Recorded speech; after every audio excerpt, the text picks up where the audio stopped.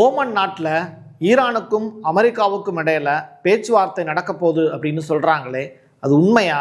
நிஜமாகவே அதுக்கு ரெண்டு நாடுகளும் சம்மதம் தெரிவிச்சிருக்காங்களா? நேற்று நடந்த பேச்சுவார்த்தையில் கூட அப்படி ஒரு உடன்பாடுலாம் கிடையவே கிடையாது அப்படின்னு சொல்லியிருக்காங்களாமே.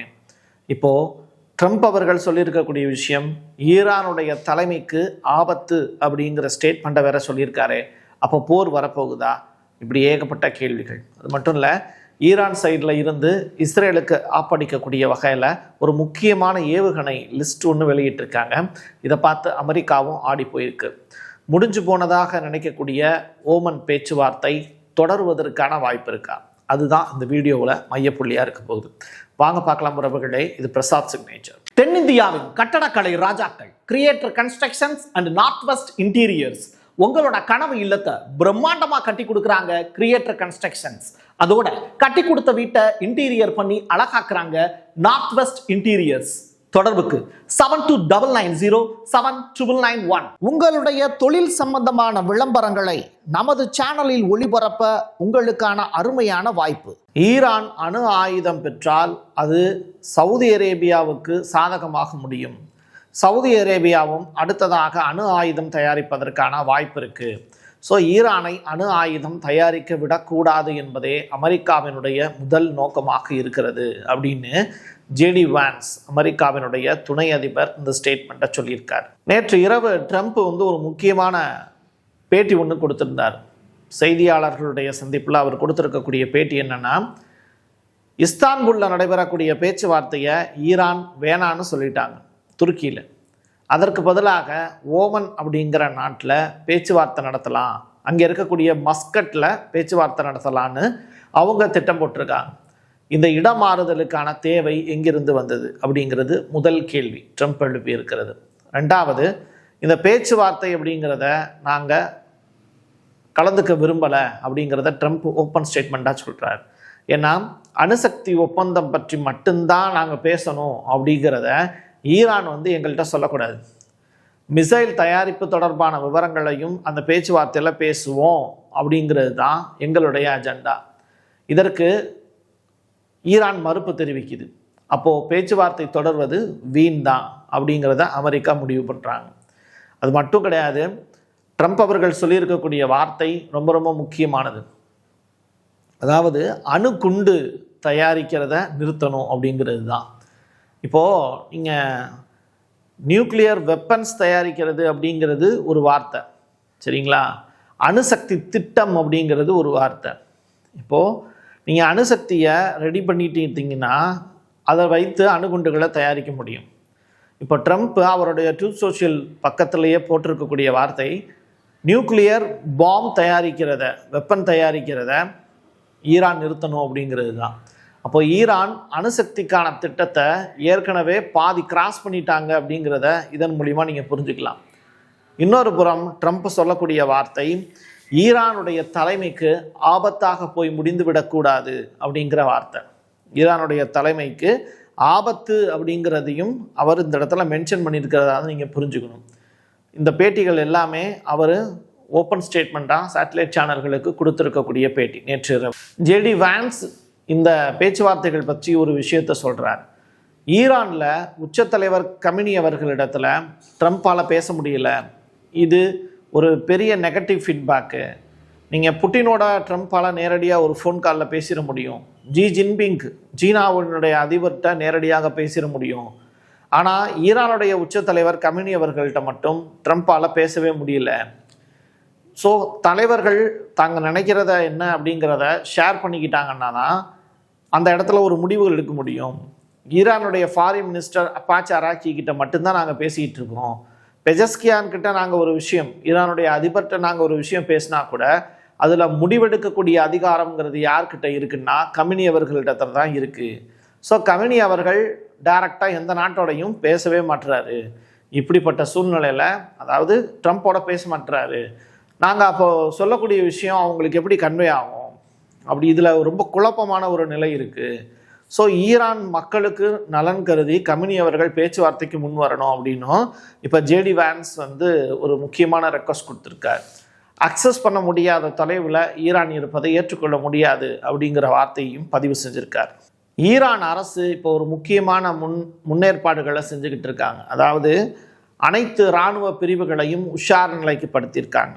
மிசைல் சிட்டி ஒன்று திறப்பு விழாவுக்கு ஏற்பாடு பண்ணியிருந்தாங்க. பட் ஓமனில் பேச்சுவார்த்தை தொடங்குமா இல்லையா அப்படிங்கிறத முடிவு பண்ணுறதுக்கு முன்னாடி இந்த மிசைல் சிட்டி திறப்பு விழாவை ரத்து பண்ணியிருக்காங்க. ஸோ மிசைல் சிட்டி அப்படிங்கிறத ஓப்பன் பண்ணி காமிச்சிட்டோம்னா என்ன இருக்குது ஏது இருக்குங்கிறத அமெரிக்காவால் ஈஸியாக வாட்ச் பண்ணிட முடியும். ஸோ அப்படி ஒரு வாய்ப்பை கொடுக்கக்கூடாது அப்படிங்கிறது தான் இப்போ ஈரானுடைய திட்டமாக இருக்குது. ராய்டர்ஸ் அப்படிங்கிற அந்த செய்தி சேனல் வெளியிட்டு இருக்கக்கூடிய மிக முக்கியமான ஸ்டேட்மெண்ட்டு, பேச்சுவார்த்தை துருக்கியில் தோல்வி அடைஞ்சிருச்சு. துருக்கியில் நடக்கக்கூடிய பேச்சுவார்த்தைங்கிறது தோல்வியில் முடிஞ்சிருச்சு. ஸோ பேச்சுவார்த்தை தோல்வினால் யுஎஸ்னுடைய உயரதிகாரிகள் ஒரு தாக்குதலுக்கு ஈரான் மீது திட்டமிடலாம் அப்படிங்கிற ஒரு ஸ்டேட்மெண்ட்டை நம்ம சொல்லலைங்க, ராய்டர்ஸுங்கிற செய்தி நிறுவனம் சொல்லுது. இஸ்ரேலை வைத்து ஈரான் மீது ஒரு தாக்குதல் நடத்துவதற்கான வாய்ப்பு இருந்தால் இஸ்ரேல் மீது முதல் அடி அடிப்பது ஹவுதிகளாகத்தான் இருக்க வேண்டும் அப்படின்னு ஹவுதிகள் இப்போது குரல் எழுப்பியிருக்காங்க. அது மட்டும் இல்லை, இஸ்ரேலோட நேரடியாக போர் புரிகிறதுக்கு நாங்கள் 6 லட்சம் ஹவுதி வீரர்கள் தயாராக இருக்கிறோம் அப்படிங்கிற ஸ்டேட்மெண்ட்டையும் கொடுத்துருக்காங்க. அமெரிக்கா ஈரான் மீது தாக்குதல் நடத்துச்சுன்னா ஈரான் சைடில் இருந்து ஒரு பெரிய அட்டாக்கு ஈரான் ரெடி ஆகிட்டு இருக்காங்க. அதாவது ஒரே நேரத்தில் 500 கைபர் பாலிஸ்டிக் மிசைல் வச்சு அட்டாக் பண்ணுறது தான் அந்த பிளான். இந்த கைபர் பாலிஸ்டிக் மிசைலுடைய ஸ்பெஷல் என்ன அப்படின்னா 2000 கிலோமீட்டர் தாண்டி பயணம் செய்ய வல்லது. அதே நேரத்தில் அதனுடைய வார்ஹெட் 1.5 டன் வச்சு ஏவுவதற்கு வல்லது. இப்படிப்பட்ட சூழ்நிலையில் அது டைரக்டாக கொத்துக்குண்டுகள் மாதிரி இப்போது டைரக்டாக ஒரு மிசைலை அனுப்புகிறோம் அப்படின்னா அது ஒரு இடத்துல போய் அட்டாக் பண்ணாமல் பகுதி பகுதியாக பிரிஞ்சிடும். அப்போது நீங்கள் பிரியக்கூடிய இடங்கிறது கரெக்டாக ரேடார் சிக்னலில் இருந்து அது மாட்டாத மாதிரி வெவ்வேறு இடங்களுக்கு அது பிரியும் போது எளிமையாக ஏர் டிஃபென்ஸ் சிஸ்டத்தால் கணிக்க முடியாது. ஸோ எதிரி நாட்டினுடைய ஏர் டிஃபென்ஸ் சிஸ்டம் இந்த கைபர் அப்படிங்கிற அந்த பாலிஸ்டிக் மிசைலை தடுக்க முடியாத ஒரு சூழ்நிலைக்கு போகும். எதிரிகள் அடி வாங்குவாங்க அப்படிங்கிறது தான் இதன் மூலிமா நம்ம புரிஞ்சுக்க வேண்டிய விஷயம். ஈரான் இதை லான்ச் பண்ணியிருக்காங்கங்கிறது இப்போ தகவல். ஆக்சியோஸ் அப்படிங்கிற அந்த செய்தி நிறுவனம் கொடுத்துருக்கக்கூடிய மிக முக்கியமான ஸ்கூப் நியூஸ், அணுசக்தி பற்றி மட்டுமே பேசினால் போதாது அப்படின்னு தான் அமெரிக்கா நினைக்கிறாங்க. அதாவது நீங்கள் நியூக்ளியர் வெப்பன் ரிலேட்டடான விஷயங்களை பற்றி மட்டும் பேசி பிரயோஜனம் கிடையாது. ஏன்னா இஸ்ரேல் என்ன சொல்கிறாங்க, உங்களுடைய பாலிஸ்டிக் மிசைலும் அவங்களுக்கு அச்சத்தை ஏற்படுத்தக்கூடியது தான். அதனால் நீங்கள் மிசைல் தயாரிப்பதையே நிறுத்துவது தொடர்பான ஒப்பந்தமும் கையெழுத்தானா மட்டும்தான், இல்லை அது தொடர்பான பேச்சுவார்த்தையில் நீங்கள் ஈடுபட்டீங்கன்னா மட்டும்தான் இந்த மீட்டிங்கே தொடரும் அப்படின்னு அமெரிக்கா சைடில் சொல்லியிருக்காங்க. ஸோ இஸ்தான்புல்லுக்கு வாருங்கள் அப்படிங்கிற அந்த அனௌன்ஸ்மெண்ட்டை யுஎஸ் அதிகாரிகள் கொடுத்துருக்கிறதாகவும், அதற்கு ஈரான் சைடில் அணுசக்தி வேணால் பேசலாம், மிசைல் தயாரிப்பை பற்றி நீ பேசணும் அப்படின்னு நினச்சின்னா நான் வரமாட்டேன் அப்படின்னு ஈரான் சைடில் சொல்கிறாங்க. இந்த மாதிரியான செய்திகள்லாம் கேட்கும்போது இஸ்ரேலுக்கு ஒரு பெரிய மகிழ்ச்சி தான் இருக்கும். நம்ம சொல்கிறது தான் இன்ன வரைக்கும் அமெரிக்கா கேட்டுக்கிட்டு இருக்காங்க அப்படிங்கிறதே இஸ்ரேலுடைய பிரதமர் நெதன்யாகு கிடைச்ச மிகப்பெரிய அளவிலான வெற்றி தான். இன்னொரு புறம் சோமாலிலாந்து அப்படின்னு சொல்லிட்டு ஒரு நாடு, சோமாலியாவிலிருந்து பிரிஞ்சு போன நாடு. அந்த நாட்டில் பூமியை நீங்கள் தோண்டினீங்கன்னா வெறுமனை தண்ணி வராது, அதுக்கு பதிலாக எண்ணெய் மட்டும்தான் வருது, கச்சா எண்ணெய். ஸோ அந்த காட்சிகள் நம்மளால் பார்க்க முடியும். அப்படிப்பட்ட நிலையில் அந்த சோமாலிலாந்து அப்படின்னு சொல்லிட்டு பிரிகிறதுக்கு இஸ்ரேல் ஆதரவு சொன்னாங்க. அதற்கு துருக்கி கண்டனம் தெரிவிச்சிருக்காங்க. சோமாலியாவில் இருந்து சோமாலிலாந்துன்னு பிரிகிறத எப்படி அங்கீகரிக்க முடியும்? ஸோ இரண்டு குழுக்கள் இருக்குது அப்படின்னா அந்த குழுக்கள் எடுக்கக்கூடிய முடிவு தான் இறுதியானது அப்படின்னா அப்புறம் எதுக்கு நாட்டுக்கு தலைவர்கள்? இப்போ துருக்கி அதிபர் எர்டகன் எங்கே இருக்கார் அப்படின்னா டைரக்டாக அவர் எகிப்துக்கு போயிட்டார். எகிப்தில் போயிட்டு அவர் F-16 விமானங்கள் இருக்குல்ல, அதில் ஒரு 3 விமானங்கள் அமெரிக்கா கிட்ட இருந்து வாங்கின விமானங்கள், அதை இப்போ என்ன பண்ணியிருக்காரு, சோமாலிலாந்தை நோக்கி நகர்த்தியிருக்கார். இப்போது எகிப்தினுடைய அதிபர் எல்சிசியை மீட் பண்ணிட்டு அடுத்ததாக அவர் சோமாலியாவுக்கு பயணப்படுவதற்கான வாய்ப்பு இருக்குது அப்படின்னு சொல்கிறாங்க. பார்ப்போம் அடுத்து துருக்கியினுடைய அதிபர் என்ன செய்ய போகிறாருன்னு தெரில. ஏன்னா இஸ்தான்புல் மீட்டிங் கேன்சல் ஆகிருக்கு. அடுத்ததாக மீட்டிங் அப்படிங்கிறது இப்போது மஸ்கட்டில் நடத்துவதற்கான வாய்ப்பு தான் இருக்குதுன்னு சொல்கிறாங்க. மறுபடியும் அந்த பேச்சுவார்த்தையை தொடர்வதற்கான கடைசி கட்ட தகவல் படி ஜஸ்ட் லாஸ்ட் 5 மினிட்ஸ்க்கு முன்னாடி எனக்கு கிடைச்ச தகவலின் அடிப்படையில் வெள்ளிக்கிழமை ஓமன்லேயே வச்சு பேச்சுவார்த்தைக்கு நாங்கள் ரெடி அப்படின்னு ஈரான் சொல்லியிருக்காங்க. அதுக்கு அமெரிக்கா சைட்லேருந்து டிஸ்கஸ் பண்ணிவிட்டு கண்டிப்பாக வெள்ளிக்கிழமை பேசலாம். ஆனால் பாலிஸ்டிக் மிசைல் ரிலேட்டடான தயாரிப்பு தொடர்பான விவரங்களையும் அது தொடர்பான ஒப்பந்தங்களுக்கும் தயாராவாங்க அப்படின்னு ஈரானுக்கு தூது அனுப்பப்பட்டிருக்கு.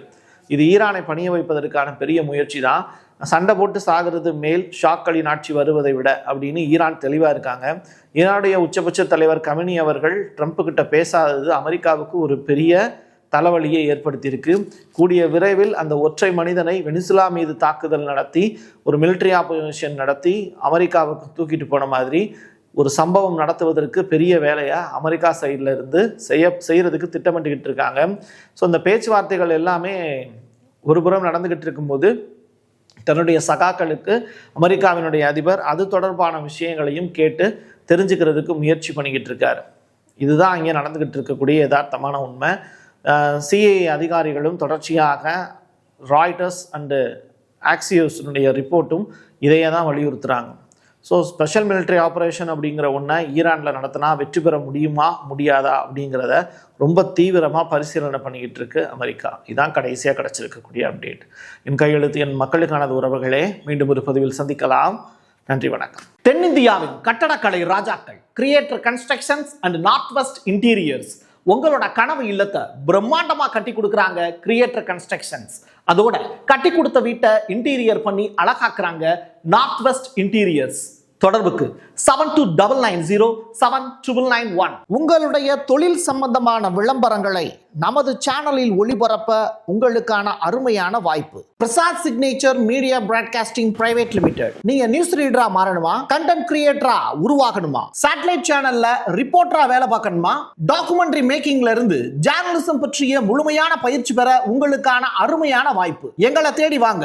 ஆன்லைன் மற்றும் நேரடி பயிற்சி வகுப்புகளும் சர்டிபிகேட் கோர்ஸாவே கத்து தரும். மீடியா துறையில் 10 ஆண்டுகளுக்கு மேல அனுபவம் உள்ளவர்கள் பயிற்சி கொடுப்பார்கள்.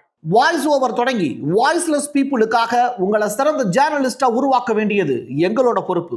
ஸ்கூல்ஸ் அண்ட் காலேஜஸ்ல ஜூனியர் ஜேர்னலிஸ்ட்ங்கிற பேர்ல ஒர்க் ஷாப்பும் கண்டக்ட் பண்ணி கொடுக்கிறோம். மோட்டிவேஷனல் ஸ்பீக்கரா கடந்த 15 ஆண்டுகளா கல்வி நிறுவனங்களுக்கு நிகழ்ச்சிகளும் நடத்தி தரோம். தொடர்புக்கு 9944790333 94493594 prasad signature@gmail.com.